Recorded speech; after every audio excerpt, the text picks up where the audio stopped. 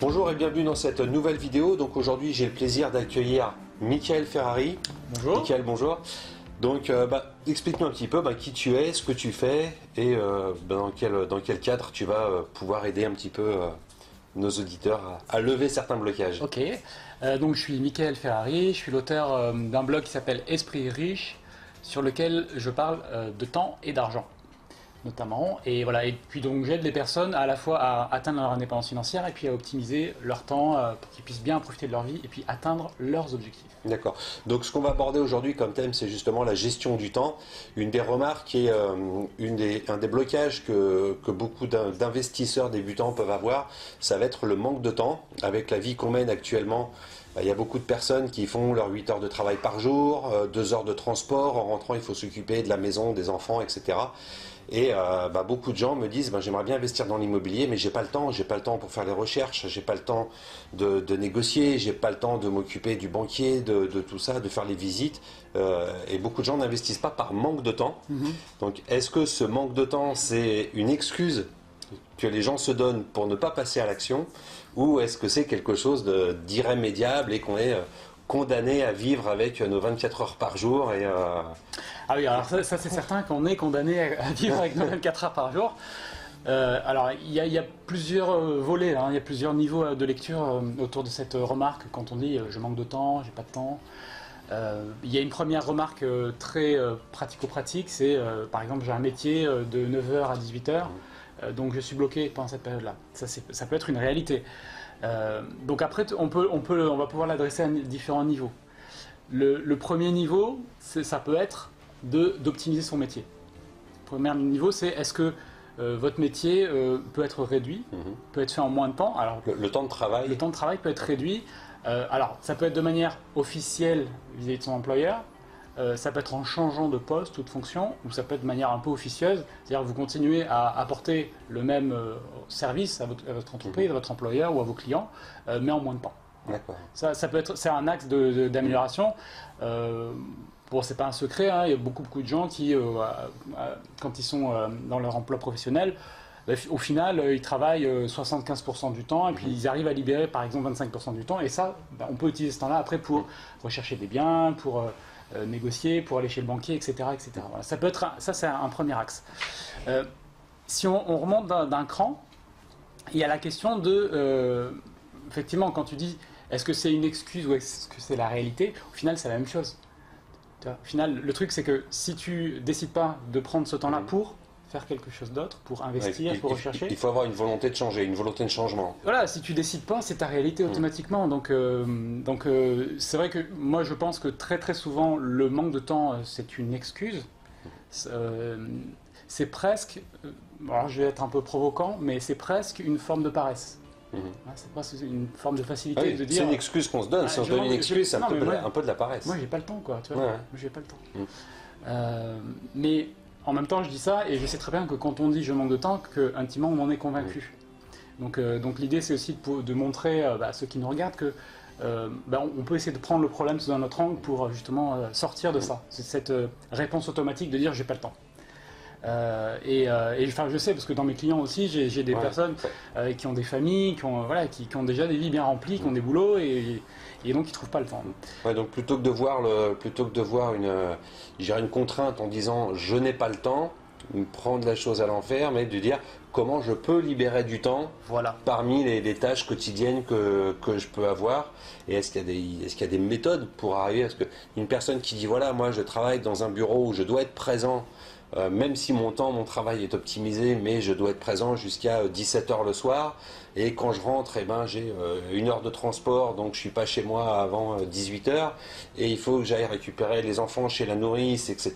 Ça, c'est des choses qu'on peut pas, réduire, quoi. Si la personne arrive chez elle à 19h, elle est chez elle à 19h. Chez elle à 19h, bien sûr. Donc après, tu vois, je reviens à ce que tu disais, c'est très bien, c'est d'avoir une question puissante. La question puissante, c'est comment je vais faire pour arriver à me libérer pour aller chez un rendez-vous et visiter un bien ou alors aller rencontrer un banquier. C'est comment je vais faire pour. Et quand tu poses la question du comment, tu vas trouver des moyens. Étrangement, Il y a des solutions qui apparaissent. Il y a des solutions qui apparaissent, des solutions auxquelles, de toute façon, on n'avait absolument pas pensé avant. Ça, c'est certain. Vous allez avoir un collègue qui va pouvoir vous dépanner. Vous allez voir que votre chef final, il va peut-être apprécier votre démarche et vous dire, bah tiens, bah là aujourd'hui, tu peux y aller, c'est bon. Vous allez voir que vous avez peut-être un voisin qui va pouvoir vous aider pour récupérer vos enfants ce jour-là et voilà, donc vous allez avoir des ressources. On arrive à s'organiser en fonction d'autres contraintes qu'on va se donner. Oui. Moi, je vois, si on se donne une contrainte à un moment, ce qui arrive aussi à un moment quand vous allez investir, un rendez-vous chez le notaire, et les notaires travaillent en journée. Et quand on se dit, tiens, il faut être là tel jour à telle heure, il y a des gens qui vont dire, je peux pas parce que je travaille. Mais si vous avez un gros dégât des eaux chez vous et qu'il y a le plombier qui vous dit je viens demain matin, vous allez trouver le moyen d'être là le lendemain pour que le plombier répare la fuite. Ouais. Et ça, c'est des choses aussi, des petits blocages aussi qu'on se met en disant je ne veux pas changer les habitudes, je pense. Oui. Non, mais en plus, bon, quand on réalise un investissement, surtout si c'est la première fois, il peut y avoir des craintes, il peut y avoir des peurs. Et donc, on se retrouve facilement à dire je repousse les rendez-vous parce que je ne suis pas sûr que ça va marcher, je ne suis pas sûr que c'est la bonne chose, que c'est la bonne décision. On se cache derrière pour masquer sa peur. Oui. Donc, ça, pour moi, on en revient à quel est l'objectif, quelle est la priorité. Quelle est la priorité dans la vie? J'ai un boulot pour gagner ma vie, mais derrière, ce qui va faire la différence pour vous, dans 5 ans, dans 10 ans, dans 20 ans, c'est les actions que vous auriez mis en place en termes d'investissement notamment. Donc de prendre un petit peu de temps maintenant, c'est de pouvoir se libérer quelques heures par-ci, quelques heures par-là. Donc j'étais comme ça avant d'investir dans l'immobilier. On a tous une phase au départ où on se dit ça prend trop de temps. Voilà. Alors comme je dis souvent, plutôt que de passer 2 heures le soir à regarder la télé, et rien n'empêche de prendre en même temps un ordinateur ou une tablette pour regarder les annonces à ce moment-là. Et on n'est pas obligé de se bloquer 2 heures dans la journée. Oui. Mais on peut dire, plutôt que de regarder une série ou une émission qui n'apporte pas grand-chose en valeur, utiliser ce temps pour faire des recherches, pour se former, pour n'importe quoi, mais faire des choses qui sont utiles, qui donnent, qui apportent une valeur. Là, effectivement, là tu parles du temps disponible. Voilà. Là, on a parlé de réduire le temps de travail, d'optimiser son travail, mais après, effectivement, l'optimisation du temps qui reste. Le temps qui reste, qu'est-ce qu'on en fait? Donc ça, c'est aussi une bonne question, et c'est une question que vous pouvez vous poser, c'est qu'est-ce que vous faites aujourd'hui du temps qu'il vous reste? À quoi vous le consacrez? Est-ce que vous le consacrez à des activités qui vont vous permettre d'investir, de vous mettre en position d'investir et de réussir un investissement qui va être une pierre, sans jeu de mots, dans votre édifice, dans votre patrimoine, qui est déterminante? Donc, est-ce que vous le consacrez à ça ou est-ce que vous le consacrez à des choses qui, au contraire, ne vous permettent pas de construire voilà, donc il y a ce volet-là. Et puis, tu as aussi un autre volet qui est... comment vous pouvez investir sans forcément que vous fassiez tout? Déléguer. Voilà, déléguer, s'entourer pour la recherche, s'entourer pour les travaux, s'entourer pour toutes les phases. Donc on peut quasiment tout déléguer dans l'immobilier. C'est ce que j'appelle moi aussi se constituer une équipe. Et c'est utiliser cette équipe. Ça peut être un chasseur immobilier, mandater un chasseur immobilier à qui vous donnez vos critères de recherche et c'est lui qui va chercher pour vous, donc vous gagnez du temps au niveau de la recherche. Ça peut être un entrepreneur où vous prenez, moi ce que je fais souvent c'est prendre un entrepreneur tout corps d'état, donc vous faites une seule visite pour les travaux plutôt que de devoir faire 10 visites avec 10 entrepreneurs différents, chacun avec leur corps de métier, et on fait un seul rendez-vous au lieu d'en faire 10. Et c'est plein de petites choses comme ça qui cumulées vont permettre de gagner des heures et des heures dans la réalisation d'un investissement. Donc le truc que vous pouvez retenir, c'est simplifiez-vous la vie, elle est déjà assez compliquée comme ça. Voilà. Alors moi pour identifier, alors je ne sais pas si, c'est des choses, je pense, des méthodes aussi que tu apprends, c'est moi ce que j'ai fait pour identifier justement ces tâches un petit peu parasites, c'est simplement de se prendre pendant une semaine et de lister toutes les choses qu'on a fait dans la journée, que ce soit aller chercher le pain, regarder la télé, regarder les emails. Chercher à voir ce que tu pouvais supprimer, remplacer. Voilà. J'ai passé 1 heure à regarder mes emails, j'ai passé 1h30 sur Facebook à répondre à des messages ou à des choses qui servent à rien. Et comme ça, le fait d'identifier des petites tâches comme ça parasites quotidiennes, vous allez pouvoir vous rendre compte que sur une journée, et entre le temps que vous passez sur Facebook, sur Twitter, à regarder des emails, à faire des choses comme ça, ou où on perd aussi énormément de temps, c'est dans les recherches aussi sur Internet, où vous commencez à faire une recherche pour un bien immobilier, il y a une publicité qui apparaît pour les meubles, vous vous retrouvez sur le site du magasin et puis vous vous retrouvez comme ça à regarder une vidéo de chatons qui se battent entre eux, voilà, alors qu'au départ vous cherchez un bien immobilier. Et c'est des tâches comme ça, mais c'est une réalité, quoi, qui sont vraiment parasites. Ouais, moi, il y a un très bon conseil que je peux donner sur la gestion, l'organisation du temps, c'est de déterminer ce que j'appelle un bloc de temps. C'est-à-dire de poser dans votre journée un bloc de temps qui est consacré à la recherche d'un investissement, par exemple. C'est-à-dire, par exemple, je prends 2 heures, ou une heure de telle heure à telle heure, et je fais ça, quoi. Oui, et ça, dès le matin, je décide que cette partie-là sera consacrée à ça. Parce que c'est le meilleur moyen de le faire. Ouais. C'est posé dans votre calendrier. Et se l'imposer comme si c'était un rendez-vous chez le médecin. C'est aussi important. Un rendez-vous chez le médecin, on y va, on se dit j'ai rendez-vous à 17h30 et à 17h30 on est chez le médecin. Et se dire si à 17h30 je commence mes recherches sur Internet, on peut se donner les moyens d'y arriver, quoi. Ouais. C'est une question de volonté. Exactement. Et après, ça va être aussi de découper votre objectif. C'est dire aujourd'hui, voilà, vous regardez cette vidéo. À quelle échéance vous voulez avoir réalisé cet investissement? Est-ce que c'est à 2 mois, 3 mois, 6 mois ou 9 mois? Et c'est de poser une date. Donc si par exemple vous décidez que ça doit être signé chez le notaire, etc., en 6 mois, vous prenez le truc en rétro-planning, vous revenez à aujourd'hui, et ça va donner tout de suite une direction à ce que vous faites. C'est qu'est-ce que je dois faire aujourd'hui pour que dans 6 mois, ça soit fait. Tout soit en place. Donc planifier un petit peu... planifier son investissement. C'est vraiment le découpage. Donc d'avoir des jalons intermédiaires. Parce qu'un investissement, c'est quand même un processus relativement long. C'est long, oui. Hein, mais on connaît ces durées. On les connaît, mais la durée qu'on ne connaît pas, c'est quand on va trouver. Ouais, c'est la recherche. À quel moment on va trouver le bien, à quel moment on va trouver la bonne affaire. C'est le seul paramètre qu'on ne maîtrise pas. Mais une fois qu'on a trouvé la bonne affaire, ben voilà, on sait qu'on a tant de temps pour trouver le financement, que les démarches chez le notaire prennent autant de temps, etc. Après, tout est calé.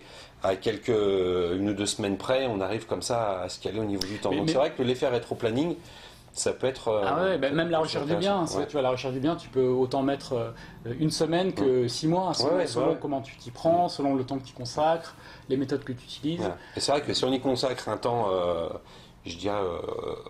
assez condensé, quoi. Comme tu dis, un bloc de temps.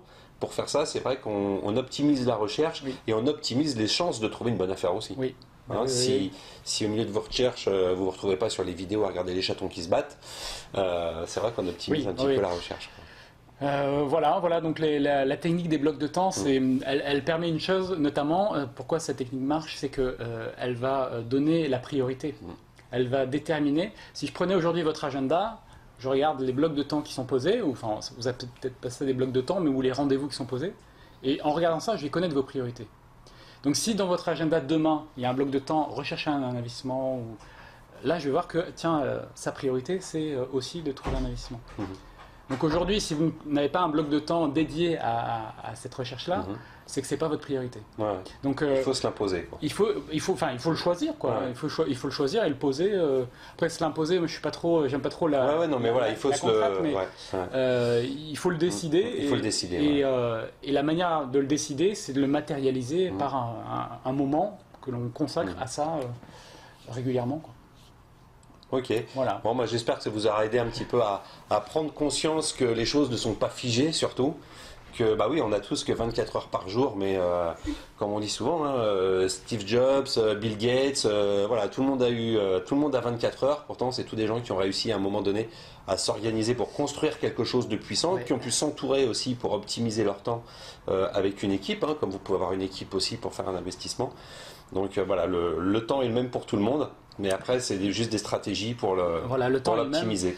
Et après, dans l'utilisation de ce bloc de temps, il y a 2 utilisations. Il y a une utilisation, on va dire, quotidienne qui serait simplement de chercher, d'utiliser ce temps-là pour chercher des biens, visiter, etc., etc. Mais tu peux avoir l'autre utilisation, c'est le consacrer ce temps-là à constituer ton équipe. Donc, ça fait partie de la démarche aussi. Ça fait partie de la démarche, mais par exemple, si vous consacrez votre temps uniquement à chercher l'équipe, à monter l'équipe, ça va prendre du temps au départ, mais après, il y a un effet, il y a une dynamique qui se met en place. Ça fait partie, c'est un investissement de temps. Voilà, donc le premier investissement est souvent le plus long, toujours. Les seconds sont plus simples, parce qu'on commence à connaître des gens, on connaît le process aussi, Donc, on monte son équipe et c'est ce qui va permettre après de gagner du temps. Donc c'est aussi ça le message qu'on peut passer, hein, c'est de dire le premier est toujours le plus difficile, le plus long, parce qu'on découvre et qu'on ne connaît pas forcément les personnes qu'il faut appeler. Après, quand vous connaissez les gens, quand vous avez un banquier que vous connaissez, ça va aussi beaucoup plus vite. Ça va plus vite. Ok. Bon. Voilà. Alors, pour terminer, on va repasser à la question traditionnelle pour tous les gens qui nous regardent. Est-ce que par rapport à ça, toi, il y a à la gestion du temps, l'optimisation de tout ça, est-ce que toi, il y a un ouvrage, est-ce qu'il y a un livre à un moment donné qui t'a fait percuter ou qui a changé un petit peu ta vision des choses en disant, tiens, on peut optimiser tout ça. Est-ce que il y a quelque chose qui t'a fait, fait changer d'état d'esprit? Je repense, je repense à un livre de Jim Rohn. Donc Jim Rohn, ça a été un mentor pour moi virtuel, que je n'ai jamais rencontré, mais virtuellement, de par ce qu'il a dit, écrit, etc. Et il a un livre qui s'appelle Stratégie de prospérité, que je trouve très bien. Et notamment, il parlait de quelque chose. Il dit ce qu'on fait la journée, ce que j'ai dit tout à l'heure, ce qu'on fait la journée, c'est pour gagner sa vie, et c'est ce qu'on fait à côté qui va nous permettre de devenir riche, prendre notre indépendance financière, ou d'atteindre nos objectifs, nos rêves. Oui, c'est pas uniquement ce qu'on fait dans la journée qui détermine notre avenir. Okay. Donc c'est d'avoir cette conscience qu'au final, mon travail, c'est pas 9h-18h. Oui, c'est 24 heures. C'est 24 heures. C'est ce qu'on fait de tout ce temps. Voilà. Ok. Merci Michael. J'espère que ces petits conseils, ces petites choses vous auront fait prendre conscience de certaines choses, vous auront aidé à passer un petit peu ce blocage éventuellement que vous pouvez avoir de dire j'ai pas le temps. C'est quelque chose qui est pas insurmontable. C'est quelque chose qui est pas figé. Donc merci Michael. Merci à vous, et donc posez-vous une question si vous aviez du temps. Je vous mettrai le lien en même temps donc, du blog de Michael si vous voulez voir un petit peu tout ce qu'il fait, avoir d'autres conseils sur d'autres choses comme ça, sur l'indépendance de temps, financière, etc. Voilà. Okay. Allez, à très bientôt pour une prochaine vidéo. Ciao.